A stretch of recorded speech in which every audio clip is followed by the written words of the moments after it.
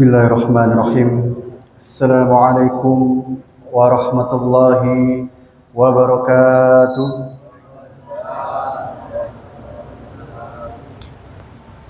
Ini apa es campurnya kurang ya? Lemes banget jawabnya. Kita ulang lagi. Assalamualaikum warahmatullahi wabarakatuh.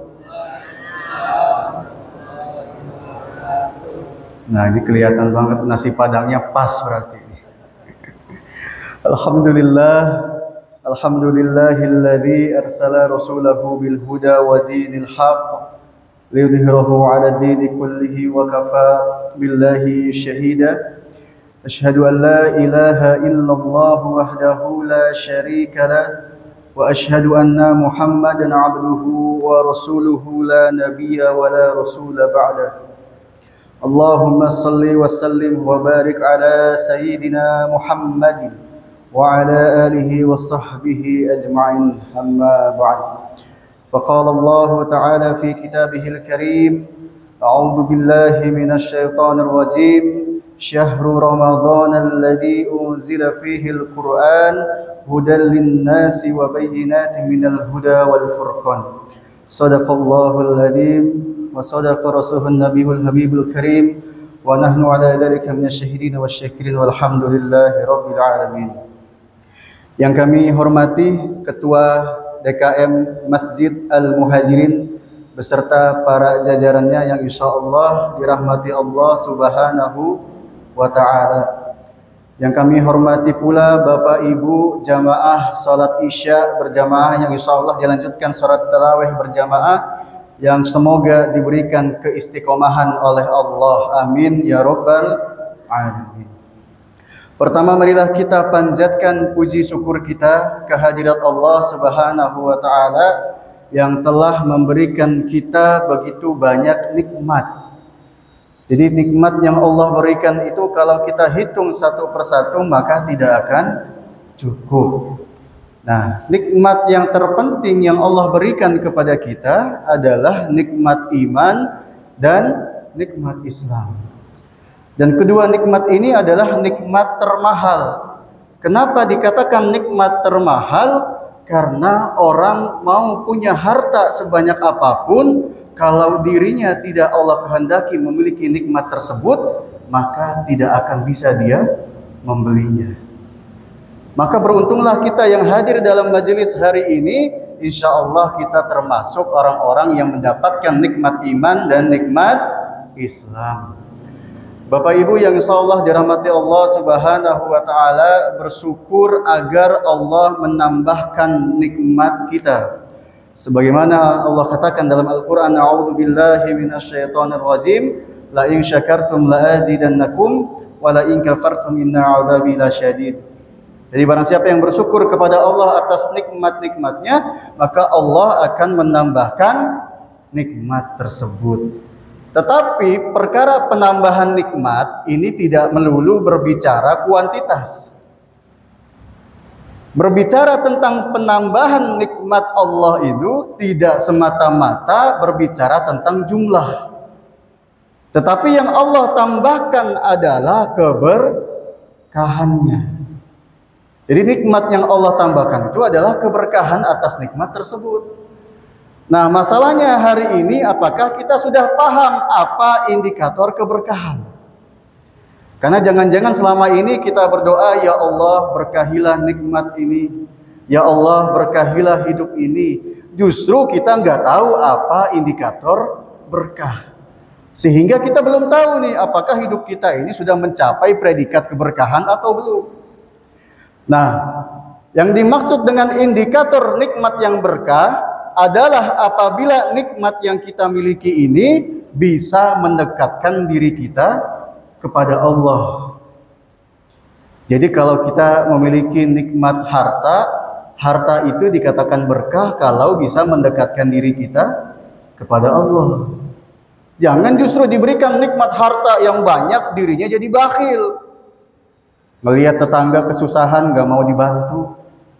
Melihat masjid dibangun bertahun-tahun sampai DKM-nya di tengah jalan bawa kantong Padahal uangnya banyak yang bersangkutan tapi nggak mau ngebantu. Nah, maka ada yang bermasalah dengan keberkahan hartanya.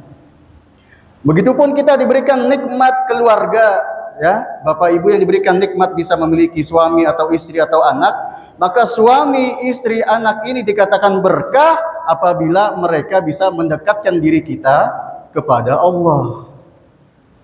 Maka itulah indikator keberkahan. Sekarang kita introspeksi, apakah nikmat yang hari ini kita miliki sudah mampu merubah diri kita menjadi dekat dengan Allah, atau justru merubah diri kita jauh kepada Allah? Bapak Ibu yang insya Allah dirahmati Allah Subhanahu wa Ta'ala, sholawat teriring salam tak lupa kita sampaikan kepada junjungan kita Nabi besar Muhammad sallallahu alaihi wasallam, Nabi yang telah membawa kita dari alam kegelapan menuju alam yang terang benderang, dan kita berdoa semoga nanti kita diberikan syafaat oleh baginda Rasulullah sallallahu alaihi wasallam. Amin ya rabbal alamin. Bapak Ibu yang insyaallah dirahmati Allah Subhanahu wa taala, malam hari ini alhamdulillah kita masih diberikan nikmat merasakan indahnya Ramadan. Jadi Ramadan ini dikatakan impiannya orang hidup. Kalau impiannya orang yang sudah meninggal itu adalah bagaimana dia minta kepada Allah agar hidup kembali dan bisa beramal, maka impiannya orang hidup adalah bagaimana umurnya bisa sampai di Ramadan berikutnya. Makanya ada doa yang meskipun sebagian orang berpendapat bahwa hadis ini dhaif, lemah, tapi bisa kita jadikan motivasi. Apa doanya yang biasa kita dengar? Allahumma barik lana fi Rajaba wa Sya'bana wa ballighna Ramadan. Ya Allah, berkahilah kami di bulan Rajab dan bulan Sya'ban, dan sampaikanlah kami di bulan Ramadan. Jadi memang Ramadan itu impian orang hidup. Nah, pertanyaannya ketika kita sudah sampai umurnya di Ramadan berikutnya, apa yang kita lakukan? Jangan-jangan kita ini naudzubillah kufur nikmat. Sudah minta supaya diri ini sampai di Ramadan berikutnya, tetapi ketika sudah sampai di Ramadan berikutnya, ibadah kita tidak maksimal. Makanya di sisa-sisa hari terakhir, di sisa-sisa jam-jam terakhir di Ramadan ini kita maksimalkan ibadah kita agar diri kita ini tidak menjadi manusia yang kufur nikmat, yang sudah diberikan nikmat merasakan Ramadan tetapi kita tidak memaksimalkan ibadah kita di dalam bulan Ramadan. Bapak Ibu yang insyaallah dirahmati Allah Subhanahu wa taala, di kesempatan yang singkat ini insyaallah Al-Fakir akan menyampaikan tentang wasiat Rasulullah sallallahu alaihi wasallam kepada sahabat Jundub bin Junadah. Jadi ada sahabat Rasulullah bernama Jundub bin Junadah. Jundub bin Junadah ini kalau kita kenal namanya adalah Abu Dzar Al-Ghifari. Ada yang kenal Pak Abu Dzar Al-Ghifari? Kalau ada yang kenal bahaya juga nih. Berarti umurnya udah tua-tua semua. Ya, kalau saya cuma tahu Abu Dzar Al-Ghifari. Nah, Abu Dzar Al-Ghifari ini adalah salah satu sahabat yang suka meminta nasihat kepada Rasulullah. Jadi hobinya Abu Dzar ini meminta nasihat kepada Rasulullah. Tuh, sahabat tuh begitu. Suka minta nasihat. Nah, hari ini kita ada nggak di antara kita yang minta nasihat kepada teman? Ada Pak, Bu? Ada nggak yang hari ini ya kita minta nasihat nih kepada tetangga kita, kepada saudara kita, kepada teman kita, nasihatin saya dong. Ada nggak kira-kira? Kalaupun ada mungkin sedikit. Kalaupun ada biasanya yang dinasehatin nggak terima. Iya. Biasanya yang dikasih nasihat nggak terima, merasa dirinya lebih baik daripada yang menasehati. Nah, maka itulah akhlaknya sahabat Rasulullah. Abu Dzar Al-Ghifari suka meminta nasihat kepada Rasulullah. Nah, nasihat pertama yang Rasulullah berikan kepada Abu Dzar Al-Ghifari adalah Rasulullah mengatakan kepada Abu Dzar, "Ya Abu Dzar, perbanyaklah membaca Al-Quran." Ini perintahnya simple. Perintahnya mungkin kita anggap remeh, tetapi kalau kita pahami maknanya sangat dalam. Karena bisa jadi selama ini kita memahami Al-Quran itu apa, belum sedalam pemahaman para sahabat. Makanya Rasulullah memberikan nasihat, ya Abu Dzar, perbanyaklah membaca Al-Quran. Kenapa perbanyak membaca Al-Quran? Yang pertama, Al-Quran itu adalah pedoman hidup manusia. Dikatakan dalam Al-Quran, a'udzubillahi minasyaitonir rajim, syahrul ramadhan alladzi unzila fihi al-Quran hudal linnas wa bayyinatin minal huda wal furqan. Jadi Al-Quran itu turun fungsinya apa? Yang pertama, sebagai petunjuk atas manusia. Yang kedua, fungsi Quran adalah penjelasan-penjelasan atas petunjuk yang Allah berikan. Dan yang ketiga, fungsinya adalah sebagai furqan, pembeda antara yang hak dan yang batil. Nah, Al-Quran apa? Petunjuk bagi manusia. Sekarang kita analogikan biar mudah mencernanya. Kalau Bapak Ibu misalnya membeli satu sepeda motor, pasti dilengkapi dengan buku pedoman. Betul apa tidak? Ya. Jadi kalau kita beli motor, biasanya pabrikan atau dealer motor itu memberikan buku petunjuk tentang bagaimana cara kita menggunakan motor tersebut. Kalau kita menggunakan motor tersebut berdasarkan buku petunjuknya, insya Allah motornya aman. Motornya nggak ada kendala. Tetapi kalau kita motornya kita modif, knalpotnya yang hadap belakang dirubah jadi hadap depan, bannya yang besar dirubah jadi ban yang kecil, kira-kira itu yang bawa motor bisa jatuh apa enggak? Jatuh. Kalau jatuh kira-kira celaka atau tidak? Celaka. Maka begitupun Al-Quran terhadap kehidupan manusia.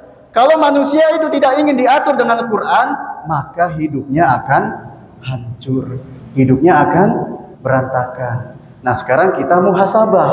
Apakah hari ini hidup kita ini sudah sesuai dengan tuntunan Al-Quran atau belum?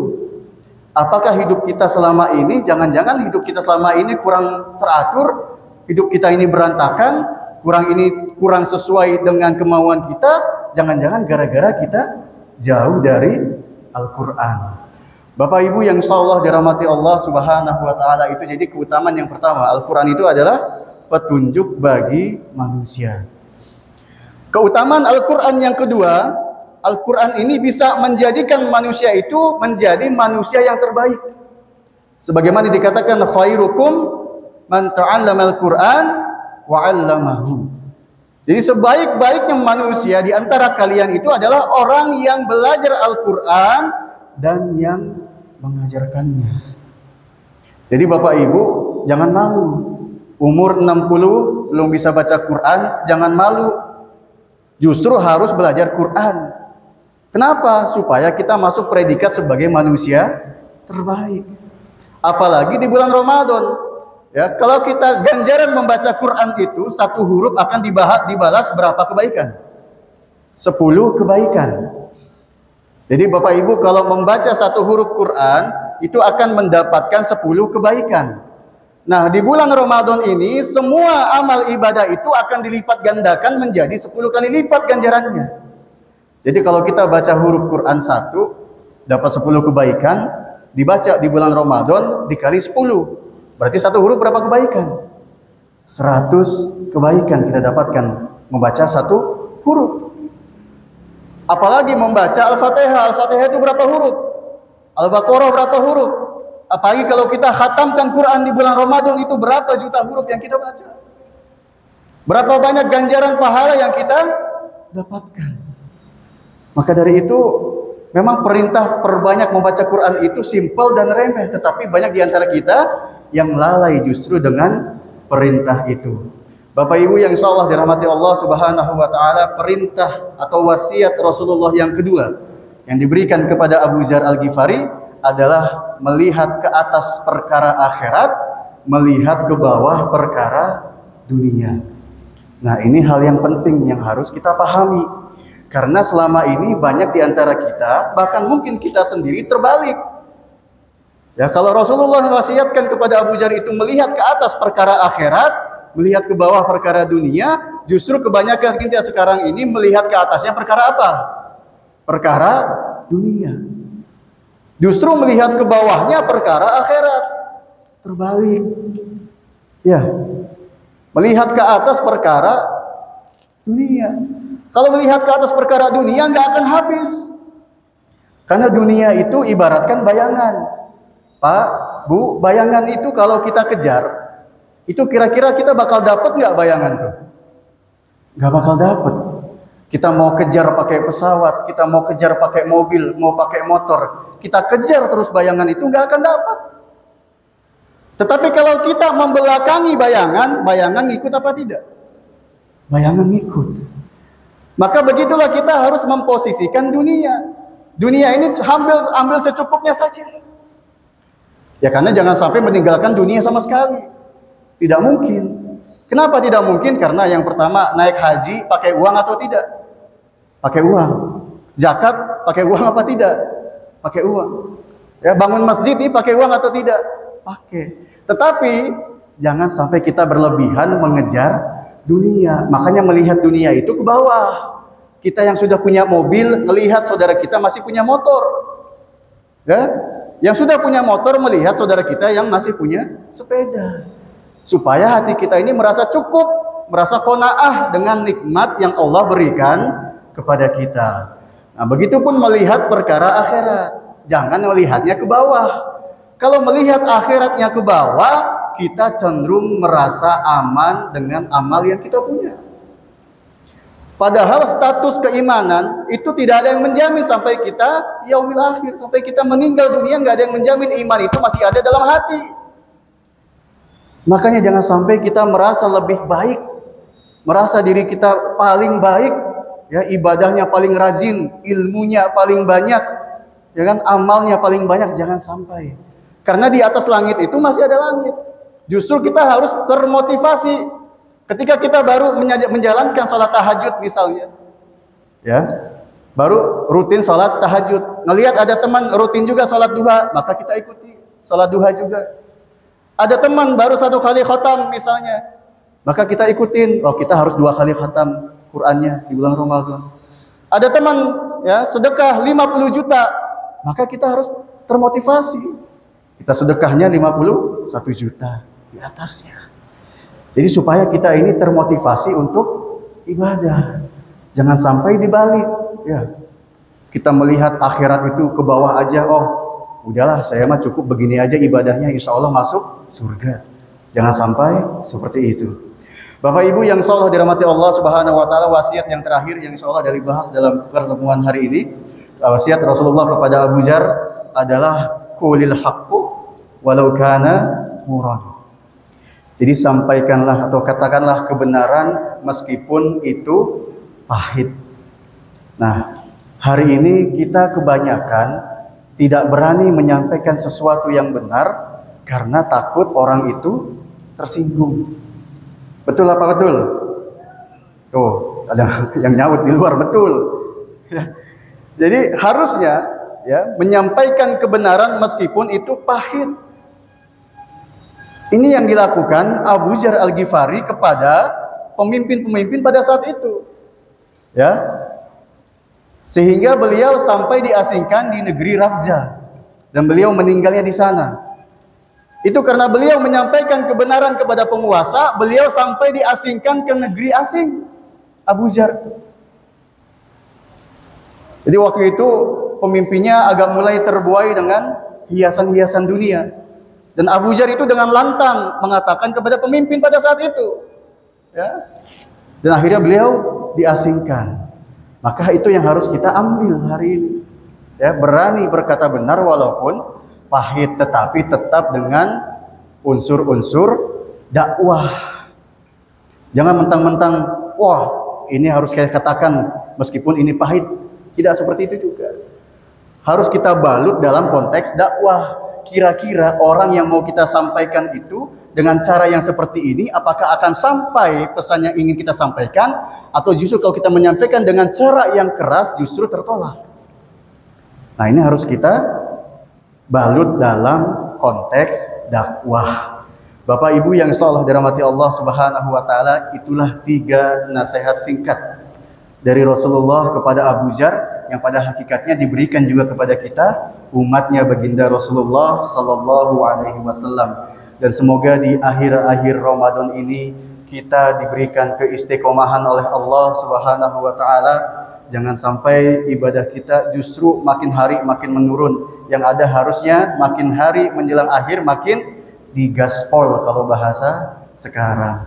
Mungkin itu kebenaran datang dari Allah dan kesalahan datang dari kami pribadi. Wabillahi taufiq wal hidayah. Wassalamualaikum warahmatullahi wabarakatuh.